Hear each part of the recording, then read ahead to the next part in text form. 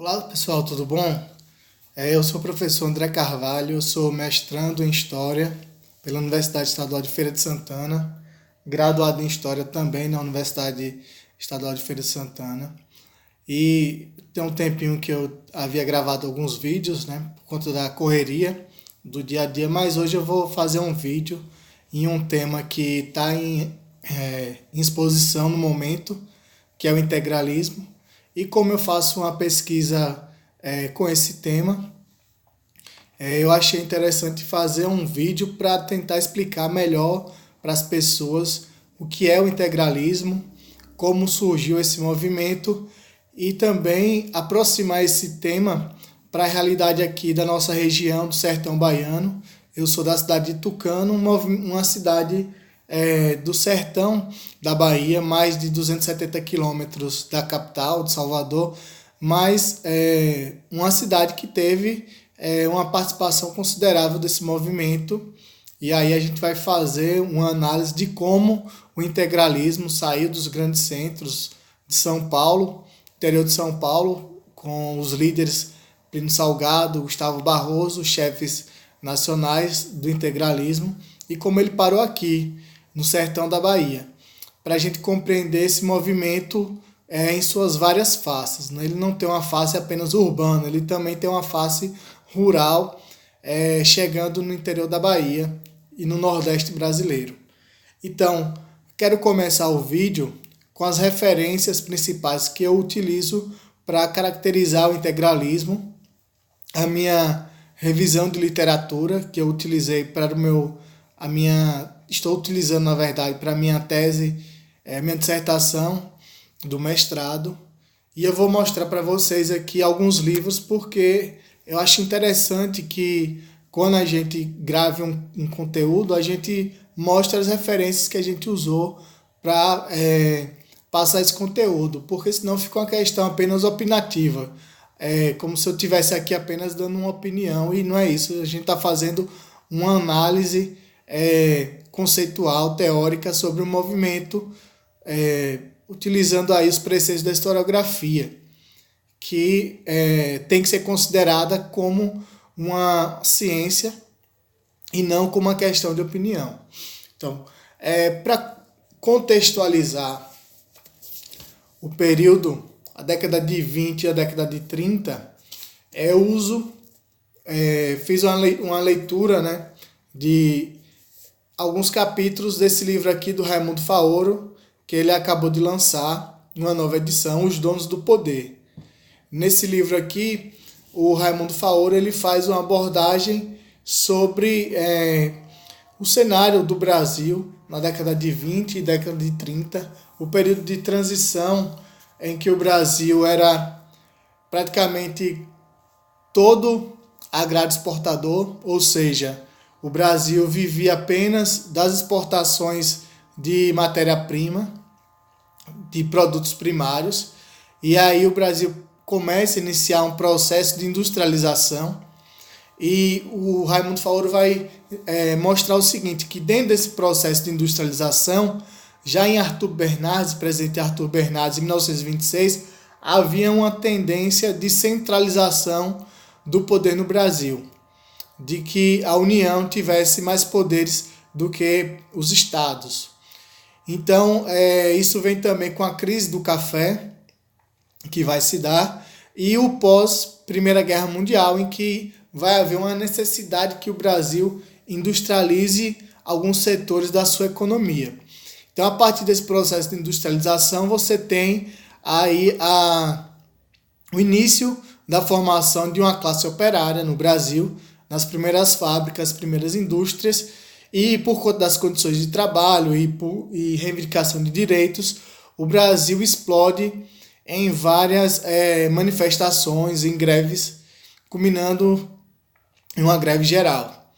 Então, segundo o Faoro, isso vai abrir espaço para que grupos autoritários de extrema-direita comecem a se articular no Brasil para combater um sistema de antiproletarização, né? Ou seja, para que se forme dentro da população um sentimento de revolta contra a classe trabalhadora, contra as organizações, sindicatos, associações. Então o Faoro vai dizer o seguinte, que no primeiro momento a classe média brasileira ela foi favorável às manifestações dessa classe operária que estava nascendo, mas com a radicalização desse processo, com as manifestações mais incisivas, né, o embate entre os mecanismos de repressão, acabou que a classe média ela vai se retrair e vai passar a ver não mais com um olhar de empatia para as movimentações operárias. Então, isso vai fazer com que essa classe média ela acaba se aproximando para uma extrema-direita. Por conta desse sentimento de medo, né, de temor de que a classe trabalhadora no Brasil pudesse fazer.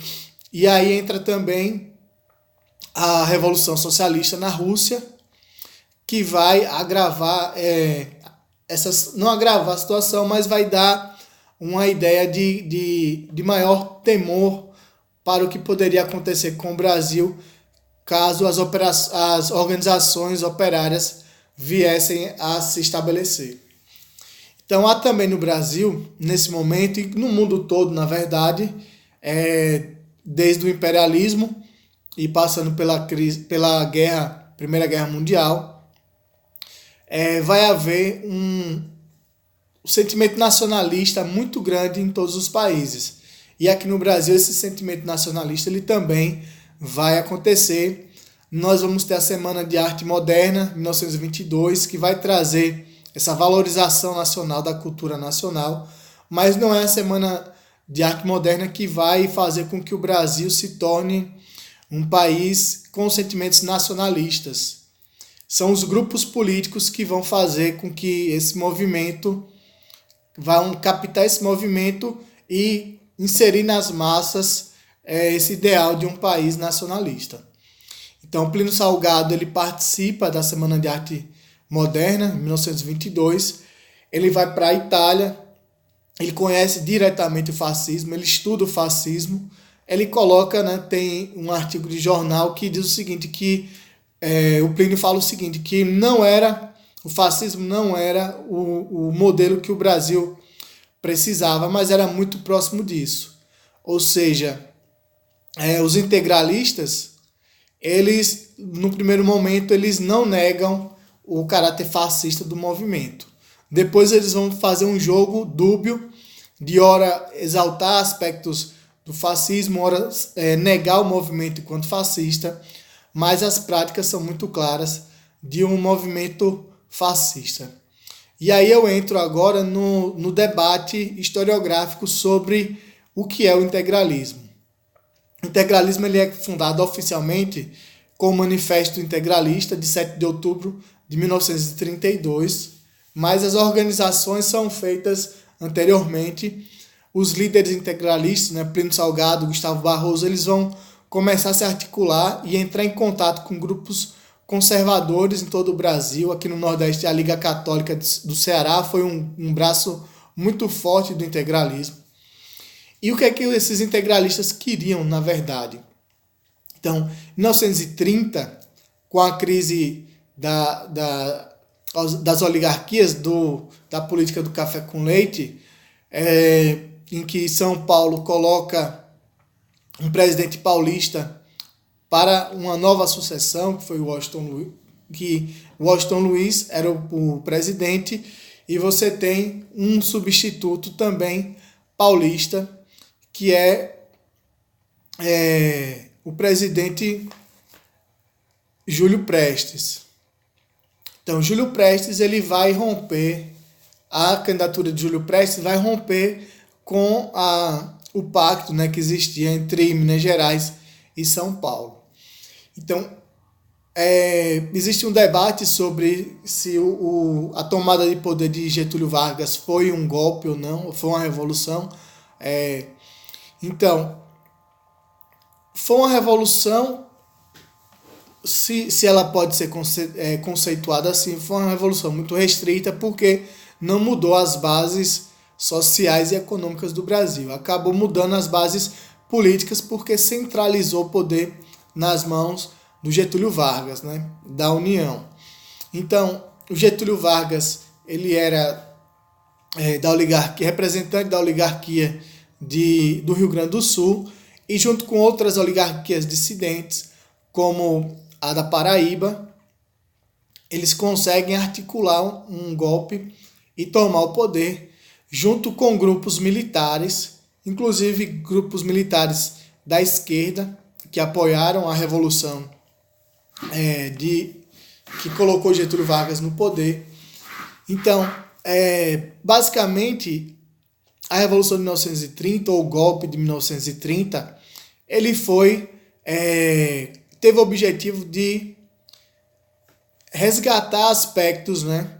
Pelo menos esse é o discurso oficial da República Brasileira, que, segundo a classe política e também a população brasileira, essa república nunca foi fundada de fato porque não havia participação política da população, e também os preceitos que a república traz de divisão de poderes, de participação política, de democracia, eles não foram instaurados de fato com a República do Café com Leite e com o coronelismo, que tinha o voto de cabresto. Então todos esses aspectos criaram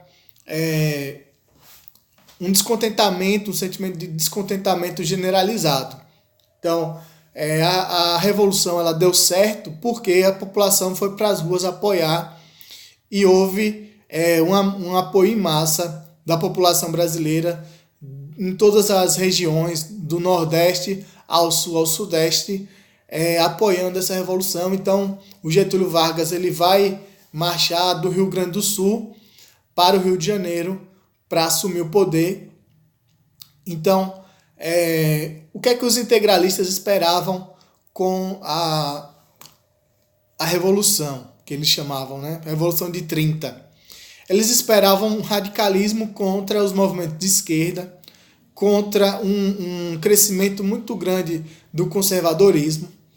Só que isso veio na contramão do Brasil sendo industrializado e com o aumento das movimentações operárias. Então Getúlio Vargas ele vai ser um chefe autoritário e depois um ditador, em 1937. Ele vai combater esses movimentos operários, mas não na medida em que os integralistas consideravam eficiente. Eles queriam uma radicalização maior, um tratamento maior de repressão aos movimentos operários. Então, os integralistas eles vão ficar entre um apoio e críticas ao Getúlio Vargas.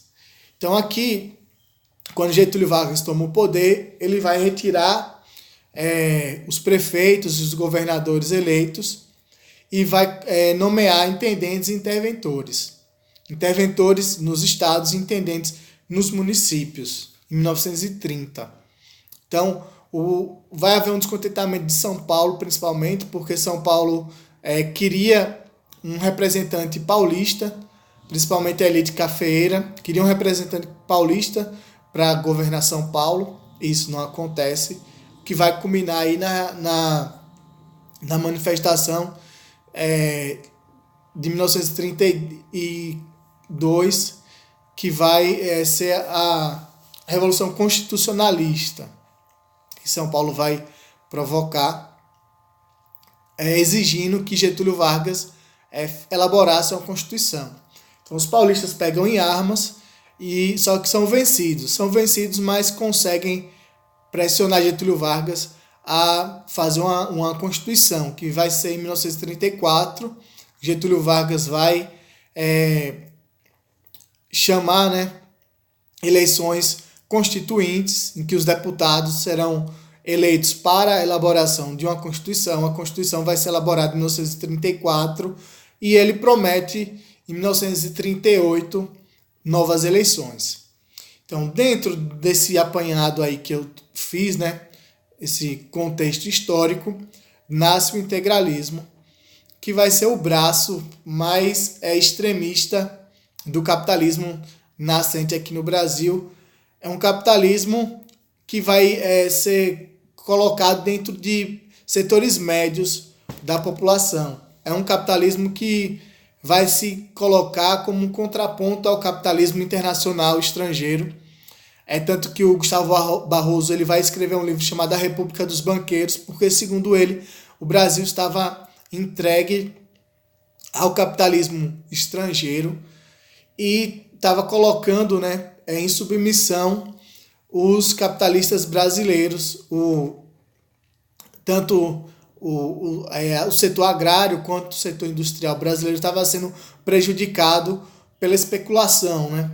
Só que ele desconsidera que o Brasil, a classe capitalista brasileira, ela não tinha recursos para efetivamente bancar o desenvolvimento do país, principalmente em infraestrutura. Então o dinheiro tinha que vir de algum lugar e esses recursos vinham mesmo de empréstimos estrangeiros, mas para ele isso aí era o que realmente, segundo o Barroso, prejudicava o Brasil se tornar um país desenvolvido. Um discurso bem semelhante ao que os nazistas faziam com os judeus, atribuindo aos banqueiros judeus a crise econômica da Alemanha. Mas enfim, então, o conceito do que é o integralismo, na verdade, ele é fruto de muito debate entre autores. E aí eu vou trazer para vocês algum aqui dos principais. Nós temos o Hélio de Trindade, com o fascismo brasileiro na década de 30. Nós temos também aqui o Chazinho, como eu coloquei para vocês, que esse livro do Chazinho eu tenho ele em PDF. E também temos esse livro chamado A Ideologia Curupira, do Gilberto Vasconcelos, que tem um prefácio aí do Florestan Fernandes, que vão também entrar nesse debate sobre o que é o fascismo, o que é o integralismo, e se o integralismo é um movimento fascista. Então, esses autores são os autores clássicos que na década de 70 ainda fizeram esse debate. Nós temos também a autora Marli Viana, já na década de 90, Política e Rebelião nos anos 30, que vai também fazer uma abordagem sobre o integralismo. Então, o debate principal sobre o que é o integralismo entre esses autores vai estar no sentido de definir se o integralismo é um movimento fascista, se é uma cópia apenas do fascismo, ou se é um movimento autoritário brasileiro, autônomo. E se, em sendo um movimento autoritário e autônomo no Brasil, brasileiro, se ele pode ser caracterizado como um movimento fascista também, ou se o fascismo pode ser apenas um conceito atribuído aos países onde ele acontece na Europa. Então, nós temos aí visões bem divergentes. Nós temos também a Marilena Chaui, que é uma outra escritora que vai entrar nessa seara aí do debate sobre o integralismo. E também nós temos abordagens mais recentes, que é esse livro aqui que já vai debater o integralismo na Bahia, da Laís Mônica Ferreira, Integralismo na Bahia. Nós temos também a Amélia Sabac Neta, que vai debater o integralismo aqui no sertão da Bahia, em Alagoinhas e em Serrinha. E nós temos também uma obra que eu conceituo uma das obras mais completas sobre o integralismo, também recente, que é a obra do Gilberto Calil, que é uma obra de doutorado sobre o integralismo. Então, a partir dos anos 80, 90, vai haver uma retomada desse movimento. Então, para alguns historiadores, o integralismo ele carece de estudos porque ele foi um movimento que não tomou poder. Embora tenha se transformado em um movimento de massas, com mais de 500 mil seguidores, ele não assume o poder, então a historiografia se voltou mais para compreender os governos, como Getúlio Vargas, que passou 15 anos no poder, do que se colocar numa perspectiva de análise de um movimento que não se consolidou enquanto mecanismo, né, de governo. Então, para o Vasconcelos, Gilberto Vasconcelos, o integralismo é um movimento que foi mimético ao fascismo, ou seja, ele é uma cópia total em todos os seus aspectos do fascismo lá da Itália e da Alemanha, né? Então, para ele, o integralismo ele não fez nada de diferente. Então, a farda, de fato, a farda era muito semelhante, a simbologia, o gesto de saudação, eles saudavam, né, falando Nauê, que é um aspecto da indígena, né, da linguagem indígena no Brasil, e aí entra a questão do nacionalismo brasileiro. Mas o Chazin, ele coloca o seguinte, que não tem como o integralismo ter sido um movimento fascista dentro da perspectiva de desenvolvimento do capitalismo brasileiro. Então, simplificando a análise, é como se o fascismo só conseguiu atingir a dimensão que consegue na Europa, porque o capitalismo na Europa ele estava em um estágio muito desenvolvido, já um capitalismo imperialista. E o capitalismo brasileiro era um capitalismo que estava ainda engateando. Então, dentro dessa perspectiva, mesmo que o integralismo tivesse tomado o poder aqui no Brasil, ele não conseguiria romper essa barreira, né, entre o capitalismo na Europa e o capitalismo brasileiro. Então, por conta disso, o Chazin não vai considerar que o integralismo seja um movimento fascista.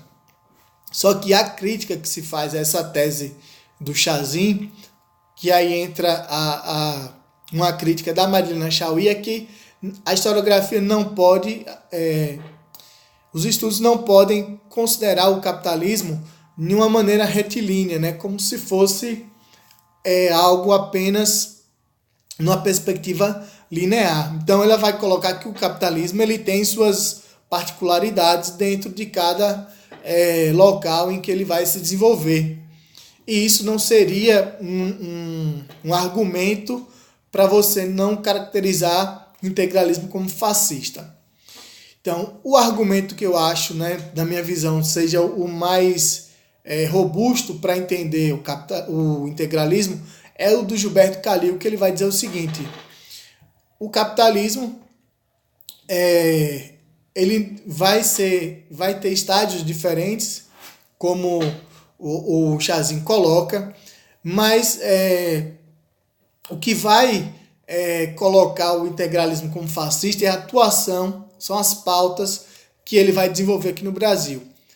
Então, o fato de que essas manifestações operárias haviam se espalhado por todo o Brasil, o que o Chazin nega, né, que não havia manifestações operárias suficientes para que o integralismo atuasse. Tanto o Faoro ele vai fazer uma abordagem bem extensa sobre diversas manifestações que ocorreram no Brasil operárias, confirmando o argumento do Calil, que vai dizer que existiam sim movimentações operárias no Brasil e que o integralismo atua para desmobilizar essas atuações, essas mobilizações da classe trabalhadora. E por isso ele teve êxito relativo, mesmo que ele não tenha conseguido atingir o patamar de chegar ao governo, mas o fato de conseguir desmobilizar boa parte dessas organizações trabalhistas no Brasil faz com que o integralismo seja realmente um movimento fascista. Então a minha interpretação é a seguinte, de que ao analisar eu percebo que no início, lá ainda em 32, o integralismo ele é realmente mimético ao fascismo, ou seja, ele é uma cópia. Eles vão copiar os símbolos, a liturgia, a burocracia do fascismo, mas esse movimento ele vai ganhando aspectos de autonomia a partir do momento em que ele encontra adversários, né? A luta de classe vai acontecendo no Brasil e esse movimento vai tendo embates internos. Então, eles mesclavam, né, críticas ao comunismo, as ameaças comunistas que existiam lá na Europa, mas também faziam uma crítica e tinha uma preocupação muito grande com as organizações trabalhadoras dentro do Brasil. Então, para mim, isso evidencia que o integralismo ganhou rumo próprio, né? Se transformou em um movimento autônomo e não apenas uma cópia lá do fascismo. E isso também dá base para a gente conceituar o integralismo como um movimento fascista, né? Um movimento autoritário, conservador, e o uso de milícias, né, de violência, dá todos os aspectos para a gente conceituar o integralismo enquanto movimento fascista. Então, a minha pesquisa ela se insere dentro dessa perspectiva na seguinte análise, de que ao se transformar em um movimento de massas, o integralismo ele foi apropriado por outros sujeitos e não apenas aqueles sujeitos que estavam no embate entre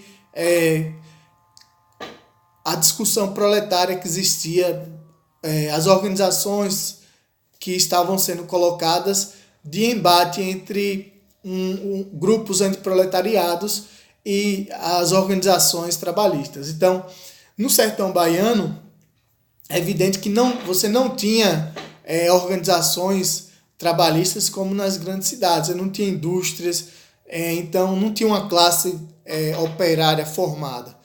O que você tinha era uma formação, era uma classe trabalhadora dispersa de roceiros, sertanejos, que trabalhavam ligados à terra.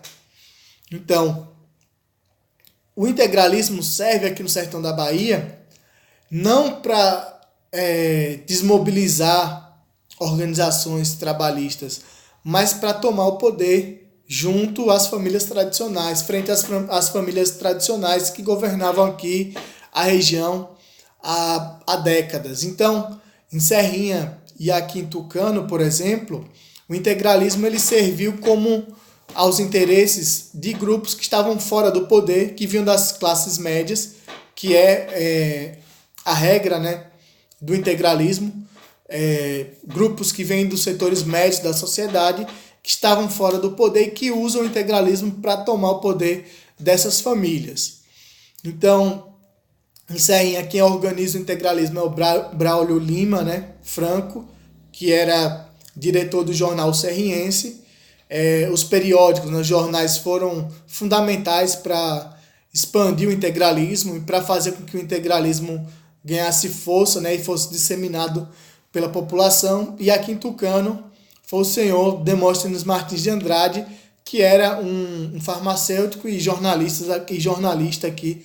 Ele escrevia textos para vários jornais e principalmente para o Serriense. Então, esses sujeitos eles vão assimilar o integralismo que chega pelas vias, né, dos periódicos. O jornal Serriense ele passa a produzir muito conteúdo sobre integralismo, replicando textos que vinham dos jornais do Estado, como o Imparcial, e jornais nacionais também. E você tem colocado também os chefes da província, que era Salvador, que também escreviam para o integralismo. Então você encontra no jornal Serriense textos do Plínio Salgado, do Gustavo Barroso, do Gilberto Amorim, que eram chefes nacionais e chefes estaduais da IB. E em um determinado momento, os chefes municipais também começam a escrever para o Serriense, alimentando aí esses conteúdos sobre integralismo.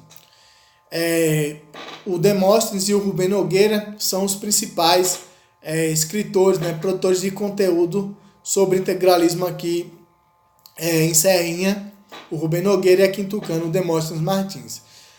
Então, só que em um momento, como você tem uma massa que não tinha letramento, não era alfabetizada, escolarizada, você precisava de outros artifícios para que o integralismo se disseminasse por essa população. Então você tinha propaganda de charuto, de chapéu, vinha com símbolos integralistas, folhetos, né, anuais, né, calendários que vinham com os símbolos integralistas.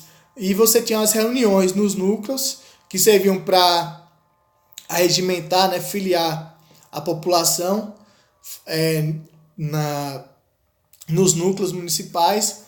E aí, a partir do momento, há uma organização entre o Rubem Nogueira, o Demóstenes Martins e o Braulio Franco, que vão sair, né, no que eles chamavam de caravanas, em cidade, fundando núcleos do integralismo, né, da ação integralista brasileira aqui. Então você tem em Santa Luz, você tem núcleo integralista em Maragogipe, em Araci, Coité, Tucano, Ribeira do Pombal, Euclides da Cunha, Monte Santo, Antas. Você vai ter esse grupo aí, vai espalhar o integralismo por todo o sertão baiano, em Alagoinhas. E os núcleos aqui na nossa região do Sisal que tiveram mais êxito foi Serrinha e Tucano, que são os meus objetos de pesquisa. Então, aqui em Tucano eu percebi que além desse trabalho de mobilização, havia o uso de milícias, né, rurais, que vão ser colocadas para levar o integralismo para o campo.